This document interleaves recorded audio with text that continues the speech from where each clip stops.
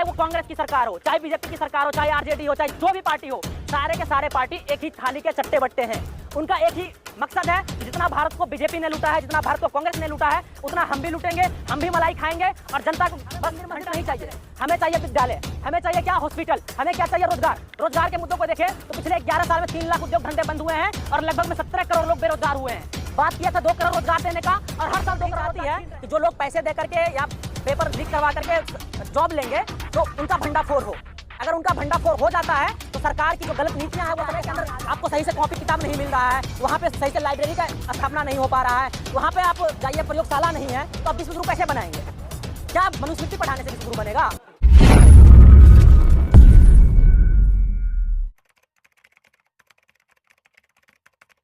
प्रकार से गृह मंत्री अमित शाह ने संसद के अंदर बोला, बाबा साहब को लेकर क्या कहेंगे इस पर? सबसे पहले हमारे संविधान में हमारे कुछ मौलिक कर्तव्य दिए गए हैं। उस मौलिक कर्तव्य में एक कर्तव्य ये भी है कि हमें अपने देश के अंदर जो क्रांतिकारी लोग हैं, जो स्वतंत्रता सेनानी लोग थे, उनका सम्मान करना सबसे पहला हमारा दायित्व है, हमारा कर्तव्य है। लेकिन जो केंद्रीय मंत्री अमित शाह हैं, गृह मंत्री अमित शाह, उन्होंने अपने इस कर्तव्य से पीछे हटे हैं और हमारे देश के जो नायक हैं उनका अपमान किए हैं। ऐसा बीजेपी के लिए पहली बार नहीं है कि वो अंबेडकर का अपमान किए हैं, ये हमेशा से करते आ रहे हैं, क्योंकि ये मनुवादी लोग हैं और इनका ये काम ही है कि अंबेडकर का किसी तरह से अपमान करें। आप 11 साल का रिकॉर्ड उठा के देख लीजिए, उससे पहले भी रिकॉर्ड उठा के देख लीजिए। हिंदुस्तान के अलग अलग इलाकों में अंबेडकर जी के जहाँ जहाँ पे मूर्ति लगा हुआ है, उन मूर्तियों को तोड़ा जाता है, कभी उन पर कालिख पोत दिया जाता है, कभी उनको भगवा रंग में रंग दिया जाता है। इस तरह का कुकर्म इनके द्वारा किया जाता है।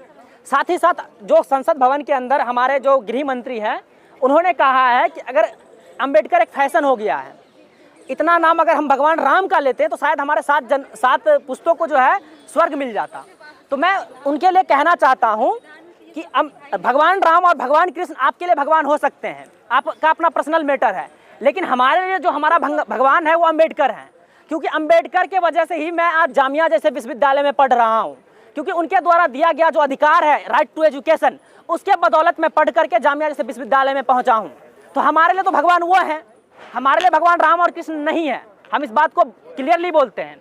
हमारे लिए हमारा व्यक्तिगत भगवान, हमारे लिए हमारा जो भगवान है वो अंबेडकर है। और जो मंत्री जी हैं उन्होंने हमारे भगवान का अपमान किया है।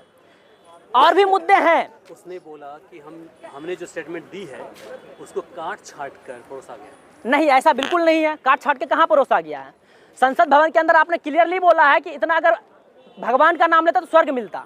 मैं कहता हूँ कि स्वर्ग क्या होता है? आप शंकर शैलेंद्र की एक पंक्ति याद कीजिए, अगर कहीं है स्वर्ग तो उतार ला जमीन पर। अगर कहीं है स्वर्ग तो उतार ला जमीन पर। इसके लिए क्या करना होगा? इसके लिए सबसे पहले जो कार्य होना चाहिए वो होना चाहिए कि बच्चों को शिक्षित किया जाए, उसको रोजगार दिया जाए। जब हम आर्थिक रूप से, शैक्षणिक रूप से सबल होंगे तो हमारे घर पे ही स्वर्ग होगा। हमें कहीं मर के जाने के बाद स्वर्ग नहीं मिलने वाला है, ठीक है? तो सबसे पहला बात ये कि हमारे जो केंद्र सरकार है, केंद्र में जो बैठे हुए लोग हैं, वो एजुकेशन पे खर्च कर नहीं रहे हैं। एजुकेशन पे खर्च कितना कर रहे हैं? एजुकेशन पे 2.5%। और बात करते हैं कि हम भारत को विश्वगुरु बनाएंगे। कैसे विश्वगुरु बनाइए? अगर 2% खर्च करके आपका अपना टीए, डीए, एचआरए इसका जब बढ़ाना होगा, अपना वेतन भत्ता बढ़ाना होगा, तो ये रिकॉर्ड है संसद भवन के अंदर, ये रिकॉर्ड है कि 1 मिनट में बिल पास हो जाता है। लेकिन जब छात्रों को छात्रवृत्ति देना हो, नए विश्वविद्यालय का निर्माण हो, स्वास्थ्य पे खर्चा हो, तो उस दिन संसद भवन के अंदर जितने भी विपक्ष के नेता हो, पक्ष के नेता हो, उस दिन विद्रोह कर देते हैं कि नहीं, ये बिल पास नहीं होगा। ऐसा क्यों होता है? जब आपका अपना चीज टीए डीए बढ़ाना हो, अपना वेतन भत्ता बढ़ाना हो, तो 1 मिनट में बिल पास होता है।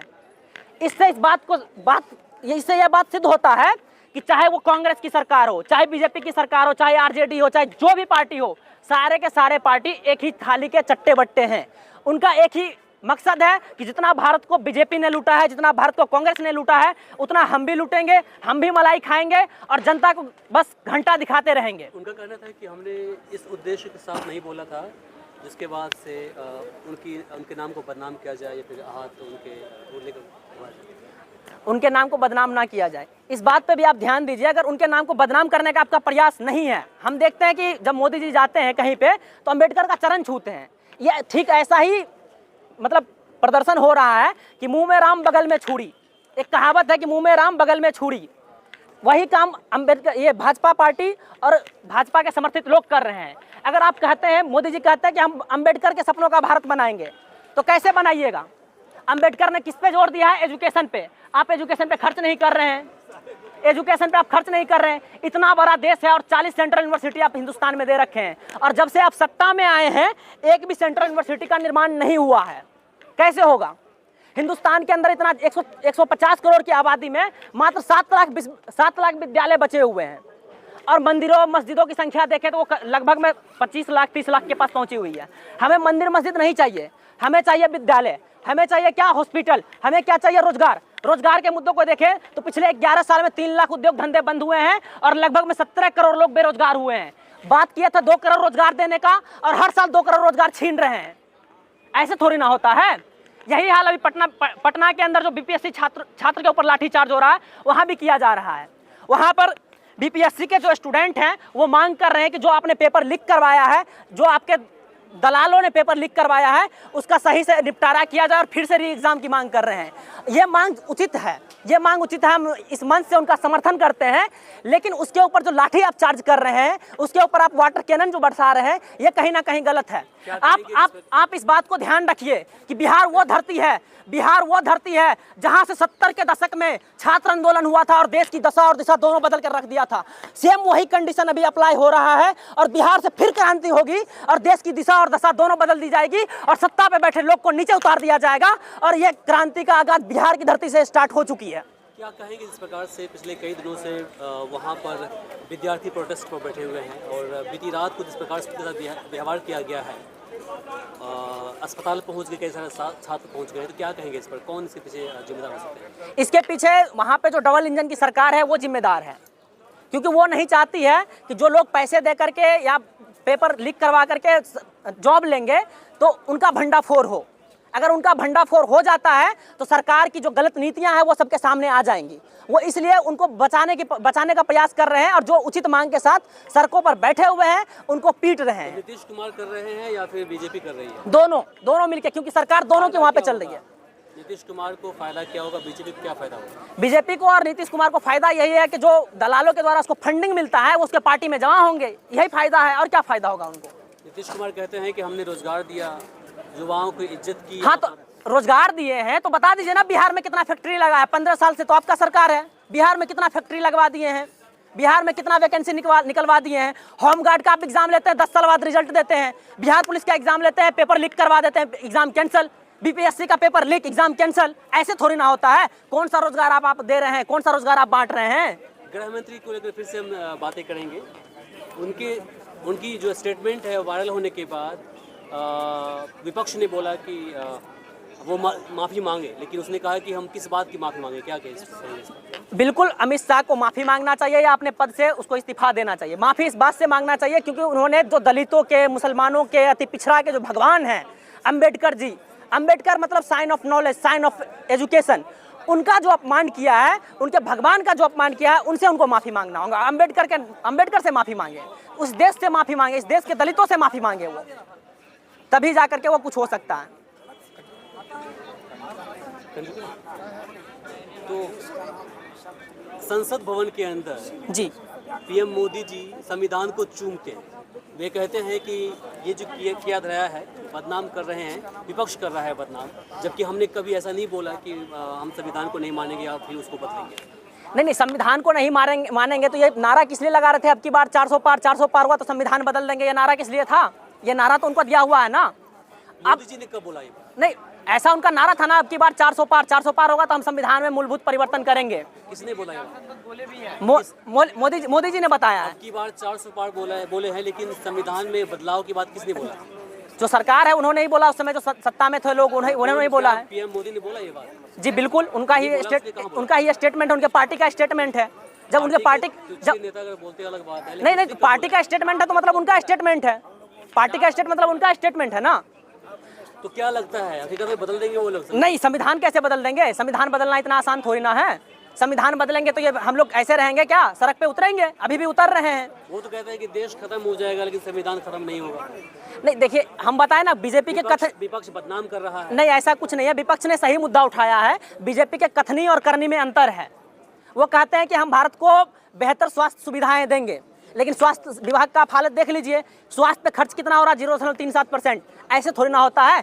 आप अपने टीए, डीए, आचार्य पर 19% बजट का खर्च करेंगे, 20% खर्च करेंगे, लेकिन जब जनता का बात आएगा तो उस पर 0.37% खर्च करेंगे। ऐसे थोड़ी ना होता है। जब आप बीमार पड़ेंगे तो अमेरिका, लंदन, यूरोप जाएंगे इलाज करवाने के लिए, और जब भारत का एक आम आदमी बीमार पड़ेगा तो वो सरकारी अस्पताल में अपना दम तोड़ेगा।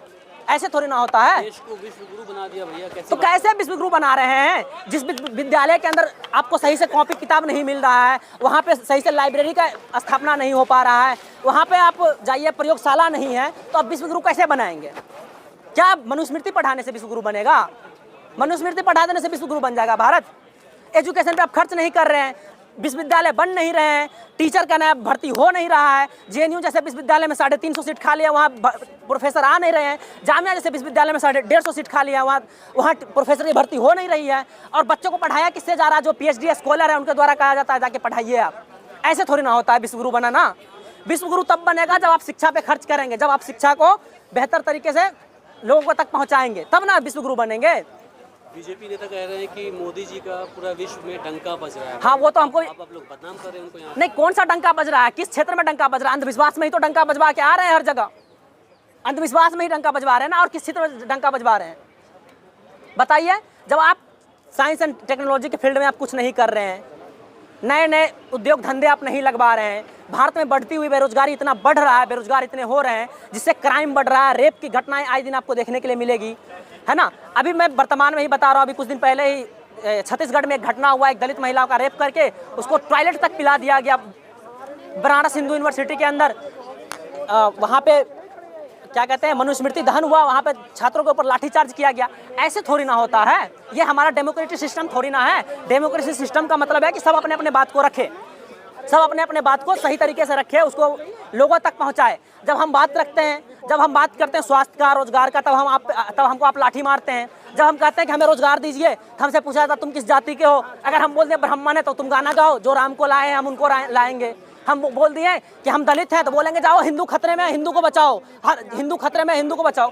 अरे भाई, हिंदू खतरे में तो अपने बाल बच्चा को भेजो ना। अपने बाल बच्चा को यूरोप वाले यूनिवर्सिटी में पढ़ाते हो और हमें कहते हो जाओ हिंदू खतरे में, उसके लिए लड़ो। हमें दंगे में झोंकोगे और खुद अपने बच्चों को बेहतर सुविधाएं देंगे। नहीं है देश में। नहीं, कौन सा खतरा में है? कौन सा खतरा में है? किस टाइप का खतरा? यहाँ पे आप जीएसटी लगा करके सब चीज़ का दाम बढ़ा दिए। जो तेल कभी 80 रुपये में मिलता था आज 200 रुपये लीटर मिल रहा है, और आप एक ही नारा लगा रहे हैं हिंदू खतरे में है। अरे भाई, हिंदू खतरे में नहीं है, खतरे में आपका गद्दी है। जिस दिन ये लोग समझ गए ना कि इनका जो राजनीति है उसको समझ गए, उस दिन आपका गद्दी जो है ना वो खत्म हो जाएगा।